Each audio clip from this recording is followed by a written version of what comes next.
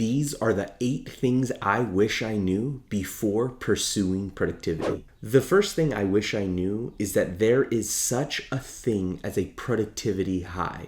You see, every time you complete a task, your brain releases a hormone called dopamine, and that hormone feels really good. If you're not careful, you'll start to get that really good feeling, and you might actually pursue the feeling over the tasks, or even over getting the right tasks done. So be careful with the productivity high that you're going to get. The second thing I wish I knew is that your productivity is limited by your ability to be self-aware. If you don't have a sense of self-awareness as to why you're doing the particular task you're doing, you will ultimately be unproductive. A very recent example for me is that I was cleaning the house, making sure the laundry was done, the dishes were taken care of, my office space was taken care of, and I got the productivity high that I mentioned before. But the most important thing that I needed to do, which was to spend time with my kids, got put to the bottom of the list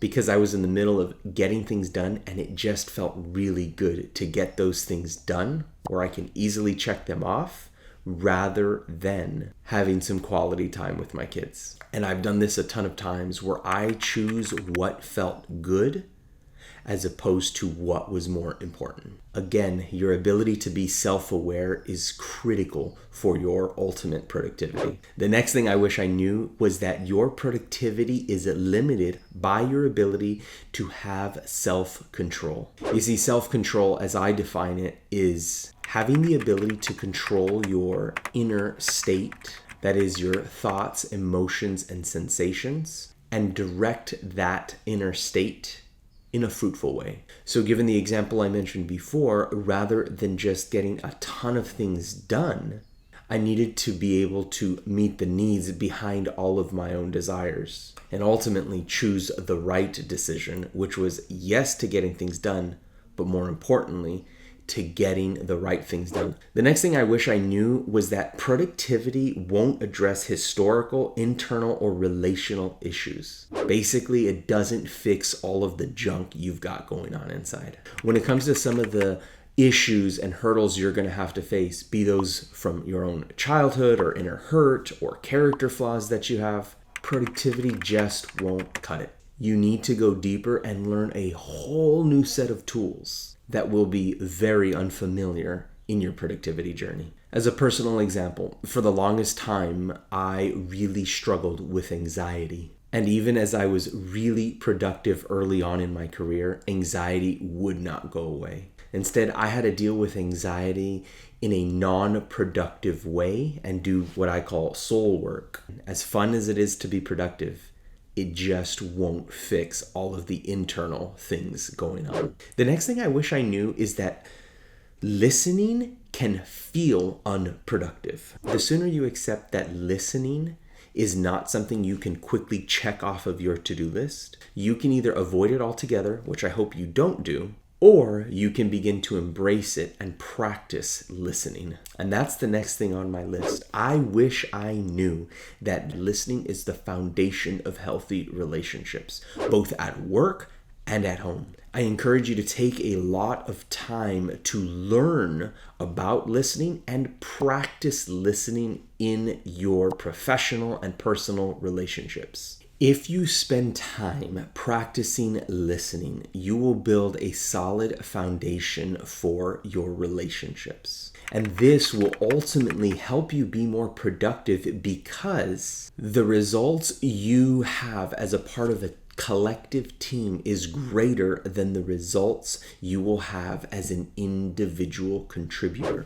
The next thing I wish I knew is that writing your own eulogy is one of the most critical things you can do to be productive. I came across this activity in 2017 reading through The 7 Habits of Highly Effective People. When I got to that part in the book, I immediately stopped and started to write 2 different eulogies.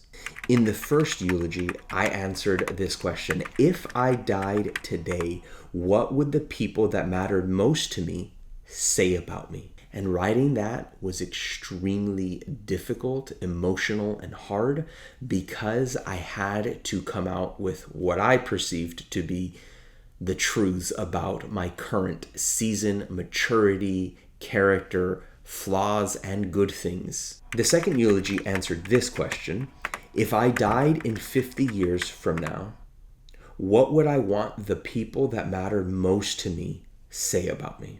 Doing this second eulogy allowed me to dream about what could happen if I were to change my behaviors and ultimately my character. Getting this level of clarity of who I am now versus who I want to become allowed me to apply my productivity in a really fruitful way that didn't just let me get tasks done, but get the right things done and stop wasting time. The final thing I wish I knew is that productivity is an amazing employee, but a terrible boss. If you let your desire to be productive dictate everything else in life, then your life, work, and relationships will suffer. There is more to life than being productive. Remember, you don't exist for productivity. Productivity exists for you. The aim of this video was to discuss what I wish I knew before pursuing productivity.